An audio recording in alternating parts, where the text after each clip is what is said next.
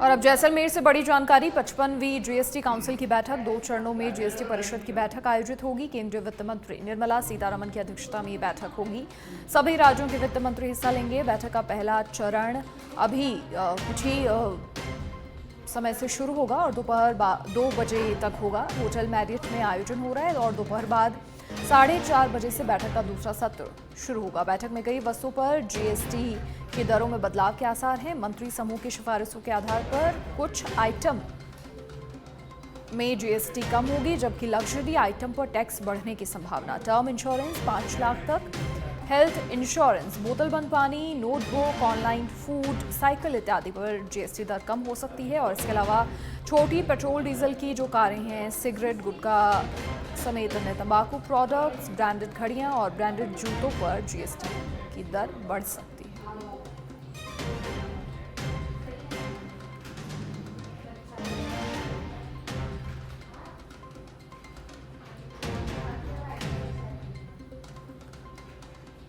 दो चरणों में 55वीं जीएसटी काउंसिल की बैठक और पहला चरण 2 बजे तक है और दूसरा जो चरण है 4:30 बजे से शुरुआत होगी। और कल भी तमाम राज्यों के जो फाइनेंस मिनिस्टर्स हैं वो प्री बजट मीटिंग में शामिल रहे थे और वहां पर अपने एक्सपीरियंसेस के आधार पर आगे आने वाले समय में बेटरमेंट के लिहाज से उन्होंने अपने सुझाव दी। और अब आज ये फाइनल अहम मीटिंग है 2 चरणों में जीएसटी परिषद की ये बैठक। वित्त मंत्री निर्मला सीतारमण की अध्यक्षता में ये बैठक।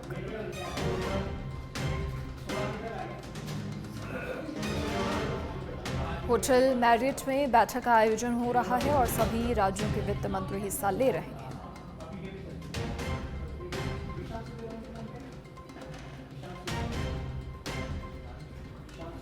55वीं जीएसटी काउंसिल की बैठक होटल मैरियट में बैठक का आयोजन हो रहा है और तमाम जो फाइनेंस मिनिस्टर्स हैं वो कल भी मौजूद रहे थे और आज भी उनकी मौजूदगी में ये अहम मीटिंग हो रही है।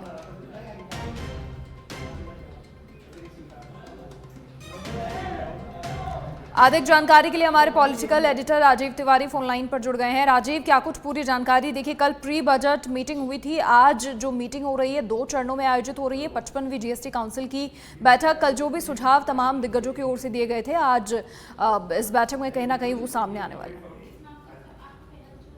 बिल्कुल, देखिए, वित्त मंत्री निर्मला सीतारमण की अध्यक्षता में जो बैठक चल रही बहुत ही महत्वपूर्ण है, क्योंकि इस बैठक में जीएसटी काउंसिल की तो कहा जा सकता है जो दर है उसको लेकर चर्चा किया जाएगा कि कुछ प्रोडक्ट पर टैक्स बढ़ाया जाए, कुछ प्रोडक्ट पर टैक्स कम किया जाए, क्योंकि जो रोजमर्रा की जरूरत की जो चीजें हैं और कहा जा सकता है कि जो वस्तुएं हैं, खास करके जो ब्रांडेड कपड़े हैं, ब्रांडेड जूते हैं, घड़ियां हैं, इस पर जीएसटी बढ़ाई जा सकती है, जो जानकारी मिल रही है। और जो जीएसटी बढ़ाई जाएगी उस पर रेट होगा कि किस रेट में कितना बढ़ाया जा सकता है और किस रेट पर कितना कम किया जा सकता है। जैसे कि जो जानकारी मिल रही है, सूत्रों से जो जानकारी मिल रही है, जो 15,000 से अधिक के जो ब्रांडेड कपड़े हैं, जूते हैं, घड़ियां हैं, उस पर जीएसटी बढ़ाई जा सकती है, लेकिन वहीं जो 25,000 से अधिक के हैं उस पर जीएसटी कम की जा सकती है। क्योंकि देखिए, सभी राज्यों के जो वित्त मंत्री हैं अपने अपने हिसाब से अपना रिपोर्ट जो है उन्होंने वित्त मंत्री के सामने रखा। जीएसटी काउंसिल की बैठक जब दिल्ली में हुई थी भारत मंडपम में, तो वहां भी जो राज्यों के मंत्री उसमें शामिल हुए थे, अपने हिसाब से अपने राज्यों के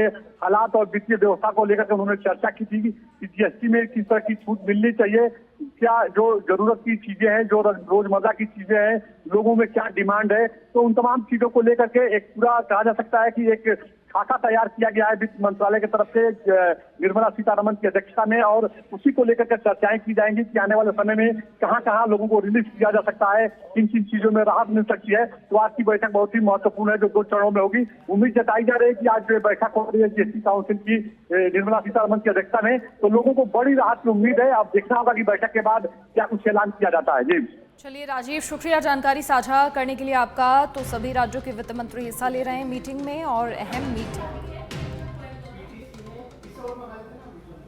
और अब चूरू से बड़ी खबर का रुख करेंगे, जहां बच्चों से भरी स्कूल बस पिकअप से टकराई। आधा दर्जन से अधिक बच्चे घायल हुए हैं। राजकीय भारतीय अस्पताल में बच्चों का इलाज जारी है। प्राइवेट स्कूल के बताए जा रहे हैं सभी बच्चे। आपातकालीन वार्ड में बच्चों का इलाज जारी है। पिकअप चालक की गलती से ये पूरा हादसा हुआ। बच्चों से भरी स्कूल बस पिकअप से टकराई। आधा दर्जन से अधिक बच्चे इसमें घायल हुए हैं और सभी बच्चों को अस्पताल पहुंचाया गया, जहां उनका इलाज जारी है। राजकीय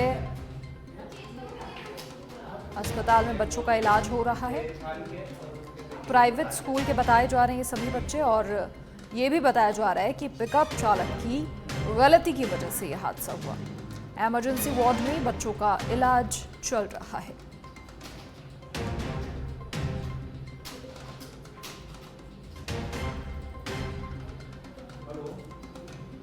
चूरू से ये बड़ी खबर। बच्चों से भरी स्कूल बस पिकअप से टकराई। आधा दर्जन से अधिक बच्चे घायल हुए। राजकीय अस्पताल में इन बच्चों का लगातार इलाज जारी है और ये भी बताया जा रहा है कि पिकअप चालक की गलती की वजह से ये हादसा हुआ। प्राइवेट स्कूल के सभी बच्चे बताए जा रहे हैं।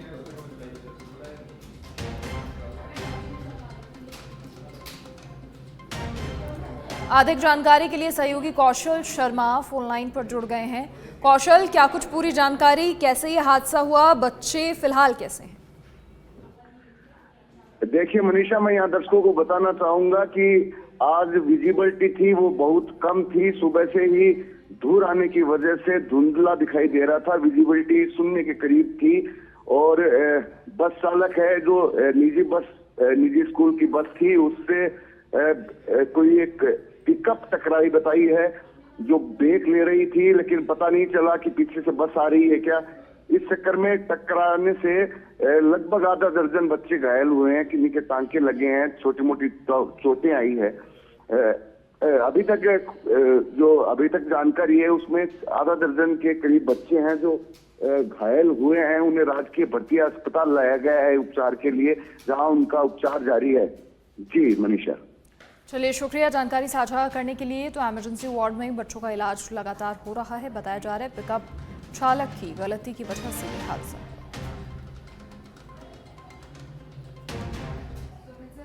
और सीएम भजनलाल शर्मा अपने आवास पर मौजूद हैं। भांकरोटा अग्निकांड हादसे का पल पल का अपडेट लगातार ले रहे हैं और अधिकारियों से तमाम जानकारियां ली जा रही हैं। एसएमएस में जो उपचाररत घायल हैं उनकी कुशलक्षेम जानी जा रही है। घायलों के उपचार में किसी प्रकार की कोई कोताही ना बरती जाए, इसके सख्त निर्देश सीएम की ओर से। सीएम आज आवास पर आगंतुकों से भी मुलाकात करेंगे।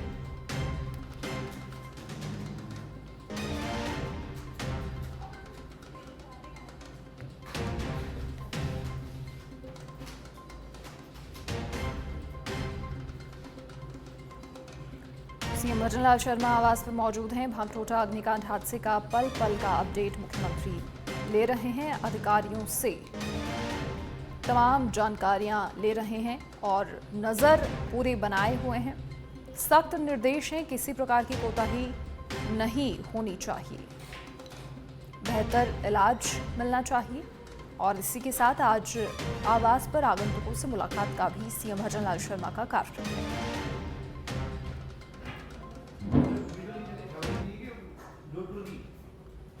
और जयपुर भांकरोटा अग्निकांड मामले में अब तक कुल 14 लोगों की जान जा चुकी है। एसएमएस अस्पताल अधीक्षक डॉक्टर सुशील भाटी का बयान भी सामने आया है। एसएमएस में कुल 13 लोगों की जान गई है।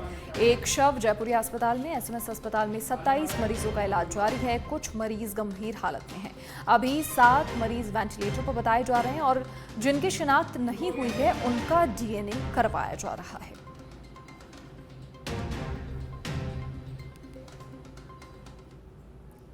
टोटल हमारे पास अभी 13 डेथ रिपोर्टेड हैं और एक डेथ जो डेड बॉडी है वो जयपुरी अस्पताल में हुई थी। इस हिसाब से 14 हैं। अभी 27 पेशेंट्स अपने यहाँ पर भर्ती हैं और उनका इलाज सभी चिकित्सक मिलकर अपनी भरपूर कोशिश कर रहे हैं कि मोर्टेलिटी जितनी कम से कम हो उसके प्रयास में लगे हुए हैं। लेकिन फिर भी कुछ पेशेंट्स काफ़ी सीरियस हैं। सभी चिकित्सक लगे हुए हैं। कल 6 पेशेंट को लिया था, उसमें से 3 पेशेंट की डेथ हो गई थी, 3 अभी चल रहे हैं। बाद में रात को 4 पेशेंट को और वेंटिलेटर पर लेना पड़ा था। तो जैसे पेशेंट की कंडीशन होती है, जैसे उसकी रिक्वायरमेंट थी, तो उस हिसाब से उसको वेंटिलेटर पर ले लेते हैं। वहाँ पर एनेस्थीसिया की टीम भी लगी हुई है, जनरल सर्जरी की टीम भी है, और प्लास्टिक सर्जरी तो पूरा देख ही रहा है जो बर्न को मैनेज करता है। तो जैसे मरीज की आवश्यकता होती है उस हिसाब से उसका इलाज जारी है। सर, अभी तक शिनाख्त कितने मरीजों की हो चुकी है और जो जिनकी शिनाख्त नहीं हुई है उनको लेकर क्या किया जा रहा है? देखिए, अपने यहाँ से जो हॉस्पिटल में ऊपर बर्न वार्ड में आने वाले जितने भी 8 पेशेंट तो उन सबकी शिनाख्त हो चुकी है। उनमें से काफी की बॉडी को अपन ने रिलीज भी कर दिया है, और जो 5 डेथ आई थी उसका प्रशासन में चल रहा है, उसमें डीएनए लेकर उनकी जांच की जा रही है। इसके बारे में विस्तृत जानकारी प्रशासन। तो अभी 7 मरीज वेंटिलेटर पर हैं। और राज्यपाल हरिभाऊ किशनराव बागड़े का उदयपुर दौरा, ये बड़ी जानकारी। उदयपुर के नवानिया पहुंचे राज्यपाल हरिभाऊ किशनराव बागड़े।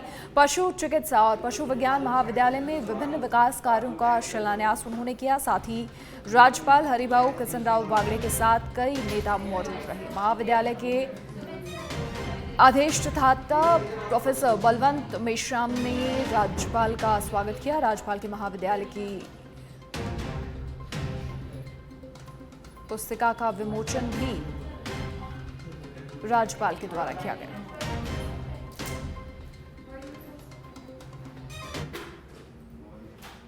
और जोधपुर में सीमा सुरक्षा बल का दीक्षांत समारोह आज। नवा आरक्षित प्रशिक्षु सीमा सुरक्षा बल बैच संख्या 258, 259 और पीटीएस इनका दीक्षांत समारोह महानिदेशक एमएल गर्ग के मुख्य आतिथ्य में संपन्न हो रहा है।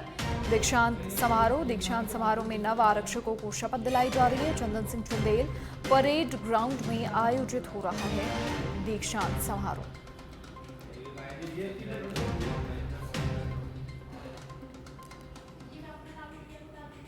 और जयपुर के जमवा रामगढ़ में प्रतापगढ़ स्टेट हाईवे पर घना कोहरा छाने से वाहनों की रफ्तार कम हो रही है। कोहरे की वजह से हाईवे पर दिन में वाहन चालकों को लाइट जलाकर निकलना पड़ रहा है। कस्बे में घना कोहरा छाने से किसानों की चिंताएं भी बढ़ रही हैं। कोहरे के चलते लोगों का सामान्य जनजीवन प्रभावित हो रहा है। वहीं सर्दी के सितम में वृद्ध जनों को खासी परेशानियों का सामना करना पड़ रहा है।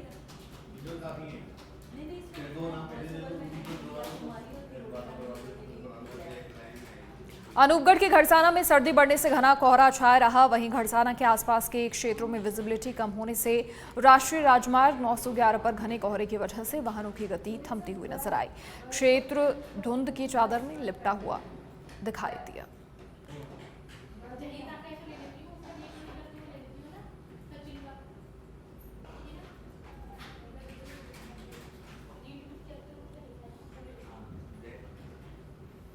और डीडवाना जिला मुख्यालय सहित आसपास के क्षेत्र में आज अल सुबह से मौसम में बदलाव देखा जा रहा है। क्षेत्र में हल्के कोहरे से सुबह की शुरुआत हुई और इसकी वजह से ठंड बढ़ी है। रात भर से मौसम में नमी देखी गई। फिलहाल आज 8 बजे तक धुंध छाई रही जो कम हो गई।